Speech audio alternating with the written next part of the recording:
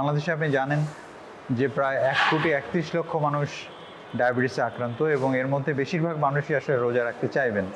আমাদের চিকিৎসকদের দায়িত্ব হচ্ছে তার যে এই রোজাটা, এটা যেন উনি নিরাপদে রাখতে পারেন, তার জন্য তার চিকিৎসায় যে মডিফিকেশান দরকার সেই মডিফিকেশানগুলো সুন্দরভাবে করে দেয়া, তার ওষুধের ডোজ অ্যাডজাস্টমেন্ট করে দেয়া, রোজার আগে থেকেই যেসব প্রস্তুতি নেওয়া দরকার সেই প্রস্তুতিগুলো নেওয়া। এবং মোদ্দা কথা হচ্ছে ডায়াবেটিস রোগীরা রোজা রাখতে পারবেন, বেশিরভাগ ডায়াবেটিস রোগীই নিরাপদে রোজা রাখতে পারবেন।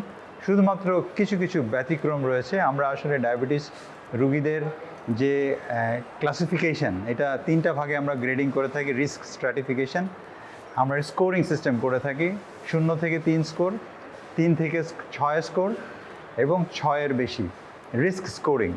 আমাদের কিছু পয়েন্ট আছে, এই পয়েন্ট অনুযায়ী স্কোরিং করে থাকি যে কার রিস্ক কত বেশি। যার রিস্ক স্কোরিং আসবে 0 থেকে 3-এর মধ্যে, উনি গ্রিন জোনের মধ্যে থাকবেন এবং তিনি রোজা রাখতে পারবেন সহজেই, কোনো রকম অসুবিধা ছাড়াই। যাদের স্কোর 3 থেকে 6-এর মধ্যে থাকবে তারা রোজা রাখতে পারবেন, কিন্তু চিকিৎসকের সাথে কথা বলে কিছু মডিফিকেশান করে তারপরে উনি রোজা রাখবেন।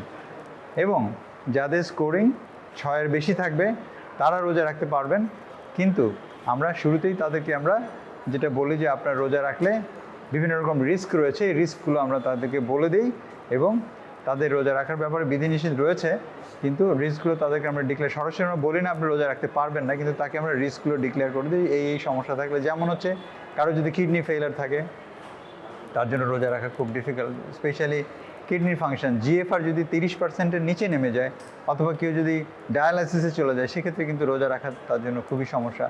যারা প্রেগনেন্ট তারা যদি 3 বেলা ইনসুলিন নিতে থাকেন এবং ডায়াবেটিস কন্ট্রোলের বাইরে থাকে, তাহলে কিন্তু রোজা রাখাটা একটু কঠিন ব্যাপার হয়ে যায়। এরকমভাবে অনেকগুলো স্কোরিং পয়েন্ট আছে, যেই পয়েন্টের মাধ্যমে আসলে আমরা স্কোর করে যদি 6-এর বেশি স্কোর হয়ে যায় তখন আমরা বলি যে রোজা রাখাটা আপনার জন্য বিপজ্জনক।